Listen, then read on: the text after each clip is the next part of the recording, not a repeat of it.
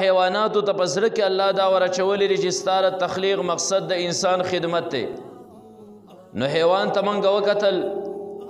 یو وړوکی ماشوم مخکې او یو لویه میخه ورپسې د غوړندي نه یې نیولي. دا میخه د دې ماشوم نه اخوا دېخوا نشي تللی. کله چې دا میخه په لاره باندې سمه نه ځي نو دغه ماشوم راوګرځي او په شونډک باندې یو 3-4 ګزاره هم ورکي. خو دا میخه ځکه سنوی کوي یو شونډک دا ماشوم وی یا یو ښکري وی نو دا شاید دا ماشوم مړ کې خدای ته پته ده چې الله زه پیدا کړی د دې لپاره یم چې د دې انسان له څه فایده ورکړم او دی زما نه فایده والي. یو اوښې د دې انسان نه ډېر زیات دنګ دی، تر څو پورې ناست نه نو دی پې بار نشي ایښودی. هغه هم یو ماشوم د 10-15 اوښانو یوه قافله روانه کړي. وس که را 10-15 اوښان اتفاق ومنه که یو اوښ هم سرکشه شو نو دا ماشوم وجلی هم شي، دا انسان وجلی هم شي. خو بیا هم دې حیوان ته راپته ده چې زما د تخلیق مقصد د انسان له فایده ورکول دي. الله زری انسان ته ماموره کړی ما نو دی هغه خپل کار جاری ساتي دی، چرته هم سرکشي نه کوي، نه د خپل املا نه بار ګزاري. دغه شان دي تاسو یو حیوان ته وګورئ چې هغې ته موږ حقیر نظر کوو چې هغه سپی دی. دې سپي ته راپته ده چې زما د تخلیق مقصد د هغې حفاظت کول. درې انسان او درې مالک د کور نه به زه ګیر چاپېره تاویږم. اوس که مالک د شپې راپانسي او دا سپی په ګټو باندې ونه ولي چې پاس را بیدار شه، بیا هم دا سپی د شپې وده کېږي نه دی، د مالک د کور نه چاپېره تاویږي. ځکه الله دته په ذهن کې دا ورچولی دی چې ستا د تخلیق مقصد هم دغه دی. نو هغه خپله ډیوټي پېژندلې ده، د خپل تخلیق هغه مقصد چې دی نو دا پوره کوي او ښه په وفادارۍ سره یې پوره کوي. په دې کور کې دننه د ډوډو شکور هم پروتي او په دې کور کې دننه د خوراک مختلف اشیا هم پراته وي، پی هم په لوښي کې پراته. خو دا سپی کله چې وږی شي نو دی ډایرکټ نه ورځي چې دی راسي په شکور باندې حمله وکړي یا د پیو په لوښي باندې حمله وکړي. دی لاړ شي او د مالک پر خپو کې سر کېږي او سوان کې او داسې فریاد کوي چې زه وږی شیم، ورنه د دې سپي راوس رسي چې دی حمله وکړي او د دسترخوان د منځ نه دی خوراک وتښتوي. خو دته الله په ذهن کې را ورچولې ده چې ګورې ما ته پیدا کړی، ستا د تخلیق مقصد هم دغه دی چې د دې انسان دفاع به کوې، د ده مال دفاع به کوې، د ده سورو دفاع به کوې. نو دا هغه خپل کار پېژندلی دی، هغه کار سر ته وررسوي. نو د دې انسان نه ماتحت چې څومره هم اشیاري الله هغو ته په ذهن کې وراچولی ده. که ستاسو جسه او شکل ډېر زیات لوی دی خو دی 5-6 فټه انسان ته ګورې ماتحت کړی نو هغه چرته هم سرکشي نشي کولی. کنی هاتي دا را 100 انسانان پرې پورې ونښلي یو ځای کې زه هم هلته د قربانۍ په ورځو کې سنډه خلکو راوسته او ذبح کوی نو هغه سرکشه شو، 2-3 انسانان یې وجلي او بیا یو کس مشین راوړ په هغې باندې ویشته ثابت کلی. خلکو راسې کږې وږې منډې والې څوک چې دی نو ونو ته ختل. نو که الله یو حیوان ته ووي چې ګوره سرکشي اختیار کړه نو دا تمام کلی دا نشي په کنټرول کې راوستی. خو الله ورته په ذهن کې دا ورچولی چې ته د دې انسان ماتحت او ستا د تخلیق مقصد هم دغه دی چې ته انسان له فایده ورکړي. اس ته اوښ ته یې دا ویلي چې ته به د دې بارونه وړې او بیا عجیبه عجیبه واقعات چې کوم دی نو تاسو کتابونو کې به وینئ چې الله دا حیوانات لوی جسې والا د انسان تابع کړي دي نو دا تابع چلیږي. ګورئ دیو په خپله ډیوټۍ کې څه کوتاهي نه راوړي. حیات الحیوان یو کتاب د حیواناتو باندې لیکلی شوی، هغې کې عجیبه واقعه لیکلې ده. هغې کې یو سړی وایي زه په سفر باندې روان یم، یو کلي ته ور ورسېدم، نه په هغې کلي کې ما داسې یو عمارت ولیده چې دا کوم عمارت خلک په قبرونو باندې له پاسه جوړوي،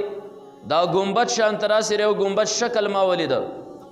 نه هغه ګمبد انتهایی زبردست ښکلي شکل کې تیار او بیا پر یک ګمبد باندې له پاسه لیکلی و که تاسو د دې مطابق چې دی نو ځان خبرول غواړئ چې دا ګمبد په چا باندې جوړ دی او ولې جوړ دی نو مخامخ دا کلی چې دی پر یک کلي کې معلومات وکړئ د دې نه به تاسو ته خبر میلو شي. نو انسان خو عریض شی دی، د ده په ذهن کې خو بیا یو سوچ چې چېرې دا به چا جوړ کړی او دا به ولې دا ګمبد جوړ کړی، دا دومره قیمتي ګمبد او دا به په چا جوړي، چېرته یو بزرګ به پکې دفنې کولې. نو دی وایي زه لاړم هغه کلي ته د خلکو نه معلومات کوم، نو خلک وایي موږ ته خو پته نشته خو چې د کله نه پیدا او دا ګمبد په دې ځای باندې ولاړ دی. دی روان دی چا ورته وی دغه ځای کې یو کس دی کس نوم یې ورته وخو هغه پسې ورشه د هغه زندګي 200 کاله ده نو د 200 کالو دی شاید هغه ته پته وي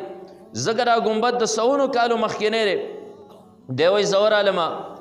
ما د هغې بوډا نه تپوس وکړو کم عمر چې 200 کاله ما ورته وی چې دغه ځای یو ګمبد دی او دا ګمبد ډېر زیات قیمتي او زبردستې طریقې سره دا جوړ دی نو ما پرې باندې پوه کړه چې دې کې دننه دفن څوک دی را په چا باندې جوړ دی په هغې باندې لیکلي وو که تاسو له دې معلومات کول غواړئ چې دا ګمبد په چا باندې جوړ دی نو ورشئ د کلي کې د خلکو نه معلومات وګئ نو هغه ورته وایي چې زما 200 کاله عمر دی خو دا ما ته هم نه دی یاد خو زما پلار به خبره کوله چې دا ګمبد چې په څه باندې جوړ دی هغه یو ډېر عجیبه غونته کې واقعه ده واقعه دا ده چې دلته یو زمیندار ساوري سره ول او هغه زمیندار د هغه جیداد هم ډېر زیات سیوا او مالونه یې ډېر زیات سیوا او ساوري سیوا نو دی په سفر باندې تګ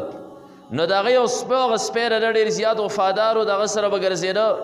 او د هغه د ساورو څوکي به یې کوله دې پورې خبره کوم چې الله کم حیوان د کم مقصد دپاره پیدا کړی نو حیوان ته پته لري چې زما کار دا دی نو هغه کار دی سر ته رسې خو انسان ته یو مقصد دپاره پیدا کړی ته سوچ وکړه چې ته اولئک کالانعام بل هم اضل خو نه په شان د ساوري بلکې د ساورو نه هم زیات بدتر خو نه تا خپل مقصد سر ته رسولی دی او که نه دی چې ستا د تخلیق مقصد د الله تعالی عبادت هغه عبادت تا څومره درجې پورې کړی نو دی وایي هغه بوډا راته ویل زما پلار دا خبره کوله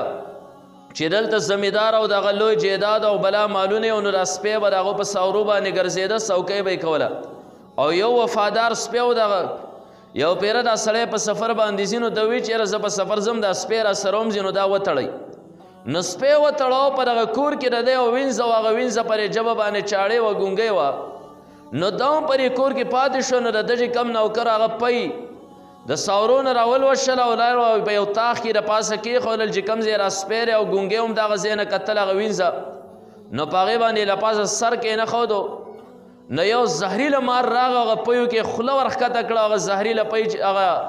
زهریله مار چې دی نو هغه پی وسکل جوټی کړل نو د سپي ته هم پته ولګېده چې دا خو یو زهریله شی او دی په زنځیر باندې تړلی دی دی خو ورتلی نه شي چې مړی کړي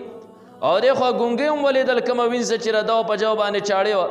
هغې هم ولیدل چې دا خو هغه زهریله او خطرناک مار په هغې خوله ښکته کړې هسې نه چې زمونږ را مالک چېرته کې را پی ونسکي کله چې مالک کور ته راغی پی راواغېستل نو دی ګونګۍ هم څه په ژبه کې څه وی او اشارې کولې خو سړی په دې باندې پوه نه شو او د سپي را زنځیر شله و داسې زور یې کو ډېر زیات شور یې جوړ کړی دا سړی په دې باندې پوه نه دی چې دا سپی څه وی دا ولې شور کوي او دا ګونګۍ هم چغې شروع کړی وې خو د دې په ژبه باندې پوه نه و دا سپی را پړانست او کله چې را پړانستو نو د سپي وره ټوپ کړل نو هغه پی ښکته راواچول توی کړل کله چې توی کړل داسې یو شی پروت دی نو د مالک هغه سیز راواغسته او د سپي لی راوتړه په زوره سره و نو د سپي په ځان باندې سکار نه و چې مالک په ما باندې ګزار وکړو خو پرې لوښي کې لږ پی پاتې راسې نه چې را مالک دغه نیمګړې پی راوالي او دا چې نو استعمال کی او دا چې نو دا وسکي او ده ته نقصان ور ونه رسي ځکه را خو زهریله سیس پرې کې خوله ښکته کړې ده نه د سپي باندې چې د مالک بل ګزار وکړو نه د سپي ته پته ولګېده چې مالک زما په مقصد باندې پوه نه دی چې دا پی ما ولې واړول د ده خو دا خیال دی چې نقصان یې وکړه دا لږ غونته کې پی پاتې راسې نه چې دا مالک راوچت کې او ویس کړی خو زما په مقصد هم نه دی پوه درې ګونګۍ په مقصد هم نه دی پوه خو راشه قرباني ورکړه دا لږ پی چې پاتې دي دا په خپله لږ وسکه چې تا مړ کي نو مالک ته به خپله پته ولګي چې دا پی زهریله و نو اسې نه د ده پرې کور کې ما خوړلې څکلې ده او زه یې په ډېر شوق سره ساتلی ما نو اسې نه چې دی را نیمګړې پی وسکي د دې لوښي را او دی چېرته مړ نه شي نو سپي هغه نیمګړې پی زر زر یو څو ګوټونه ترې وکړله یو څو سیکنډ نه پس هغه سپی چې دی نو را پرېوته او مړ شو نو مالک ته پته ولګېده چې یاره پرې پیو کې خو سیچلو او د سپي خو زما د فایدې دپاره دا کار کړی دی ځکه که پرې پیو کې سیچل نه و نو دا سپی به یې وژنه نه بیا وروسته هغه ګونګۍ ته په اشارو باندې وایي نو هغې دا څه په اشارو باندې چې راسې یو خطرناک مار راغلی او د پیو کې شونډه ښکته کړی او دا پی جوټه کړی په دې وجه د سپي هم شور کوه ما هم شور کوه خو زما په مقصد هم پوه نه شوې او د سپي په مقصد باندې هم پوه نه شوې خو سپي په خپله قرباني ورکړه چې خیر دی زه به مړ شم نو مالک په خپله باندې پوه شي چې او د پیو کې سیچلو نه ځان یې قتل که او مړې که خو دا مالک چې کوم دی د پیو هغه سکو ته پرې نه ښوده دا ولې چې د سپي دی په کور کې خورا څښاک ورکړو په دې وجه چې کوم دی حیات الحیوان کې راجبه واقعه بیان شوې ده. نو د دې کې موږ دپاره لوی سبق دی چې ګوره الله تعالی یو مخلوق د کم مقصد دپاره پیدا کړی هغې ډېر په وفادارۍ سره کوي. د سپیره پیداوخت مقصد دا چې دا د انسان دفاع وکړي، د انسان د مال دفاع وکړي، د پټي او د ساوري دفاع وکړي. نو څومره پاکملې طریقې سره د سپي چې کوم دی نو دا دفاع وکړه. او بیا چې کوم دی عجایب المخلوقات یو کتاب دی، هغې کې د یو بل سپي واقعه داسې لیکلې ده چې یو سړي ځان له سپی ساتلی او دا سپی به د ده سره و. نو دغه سړی بهر چې دی نو د دشمنانو قتل که او بیا یو ځای کې دفن که. نو دا سپی به راته و په دغه څوک انسان به یې ولیده نو د سپي به سونکل داسې چغې به یې وهلې او په دې ځای کې به یې داسې پنجې خښې کړې او دا خاوره به یې راکنله. بیا به راغی د هغې مقتول هغه کور ته او بیا به لاړ. نو خلک به دې باندې پوه شو ځای چې وکنستو نو د هغې نه هغه قاتل مقتول راویستی شو او بیا دا پته نه لګېده چې قاتل څوک دی. نو سپي خو پېژندلی و نه د بیا به د هغه کوڅې له ته هغه ته به یې غپل. نو خلکو ته پته ولګېده چې قاتل هم دا دی. نه هغه قاتل بیا چې دی نو دا پانسي که. دې پورې ما خبره کوله چې ګوره د هر یو څه د پیدا کولو یو مقصد دی او هر یو په خپل مقصد کې جاری دی. حیوان ته را پته راک چې الله د دې انسان د فایدې دپاره پیدا کړی ما نو دی همغه کار کې اس تاله پیټې وړي، اوښ تاله پیټې وړي، نور چې کوم دی نو حیوانات چې هغه ستا تابع دي. کم مقصد دی هغه مقصد چې دی نو تاله پوره کوي. په دې وجه انسان ته هم د چا ماتحت نبی علیه الصلاة والسلام چې کوم دی نو ستا نه مافوق پیدا دی. ته به هم د رسول الله مبارک د راوړې تعلیماتو تابعداري کوې، پیروي کوې. ته به هم د الله تعالی د احکاماتو چې کوم دی نو تابعداري کوې. انسان ته هم داسې شطرې بې مهار الله دنیا ته نه رالیږلی چې د خپلې مرضۍ مطابق زندګي به تېرې. نو ته به د الله تعالی د احکامو تابع ته به ګورې چې زما رب ما ته هغه څه طریقه ښیي، زما رب ما ته د ژوند دپاره چې کوم دی نو څه قاعده او کلیه ښولې راک، په ما باندې کوم عبادات لازم کړي دي او رب زره کوم اشیاونه منع کړې ما. نو ته به د الله د حکم مطابق او د هغه د مرضۍ مطابق خپله زندګي تېرې. زندګي به د الله د مرضۍ نه بغیر نه بسر کې. ځکه یو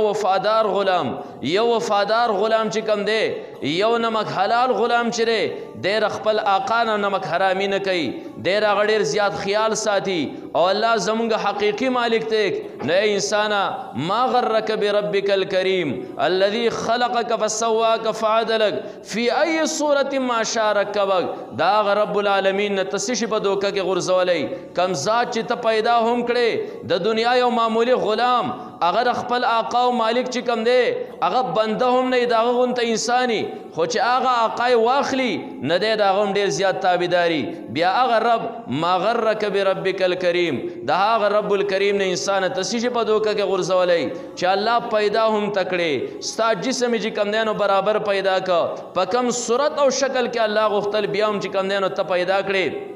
کیف تکفرون بالله وکنتم امواتا فاحیاکم ثم یمیتکم ثم یحییکم ثم الیه ترجعون. د رب نه څنګه انکار ته کوې انسانه؟ ته خو مړ پروت وې، ذراتو کې ځای په ځای چې دی نو ګډ وډ پروت وې. فاحیاکم ته یې ژوندی کړې، ثم یمیتکم بیا به تاسو مړه کړي، ثم یحییکم بیا به تاسو ژوندي کړي، او ثم الیه ترجعون بیا به هغه الله ته چې کوم دی نو تاسو ورګرځئ. په دې وجه الله چې هر یو څه د یو مقصد دپاره پیدا کړی هغه په خپل مقصد کې کامیاب روان دی، سوا د انسان نه چې الله د کم مقصد دپاره د تخلیق کړو نو انسان هغه مقصد سر ته چې کوم دی نو دا ور ونه رسو. محترمو اوریدونکو زموږ د چینل سبسکرایب کړئ او د غنټۍ د نشان سره هم دباو کړئ چې زموږ د نوي بیانونو اطلاع تاسو ته درکړي.